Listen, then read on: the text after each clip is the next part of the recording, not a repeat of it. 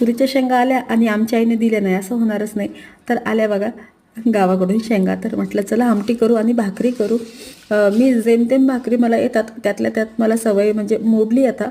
तर चला आज जमतात का ते बघू. आता आमटी करून घेतली, हे काय शेअर करायचं हे तर सर्वांना येतं. तर ही रेसिपी तरीही मी टाकलेली आहे चॅनलवर, बघू शकता. आणि तुम्हाला काहीतरी दाखवायचं आहे ते म्हणजे हे हत्ती. आमच्या आईने हत्ती घेऊन दिलेत, ते 800 रुपयाचे आहेत, म्हणजे भरीव आहेत. आणि मलाही खूप आवडले. आमच्या आई सारख्या काहीतरी देतच असतात, मलाही ते आवडतं, मीही त्यांना देतच राहते. आणि जिव्हाळा असतो एक नाही का. तर इथे घेतलं मी भाकरीचं पीठ मळून. तुम्ही असं पीठ मळून घ्या, सोपं पडतं. नाहीतर गावाकडे नाही का एक एक भाकरी वेगवेगळी करतात. यामध्ये मीठ टाकायचं विसरू नका. अशा प्रकारे झालेली आहे बघा पहिली भाकरी. आणि पहिली भाकरी त्यांना वाढली. मला तर खूप आनंद होता असं गरम गरम घरच्यांना खाऊ घालायला.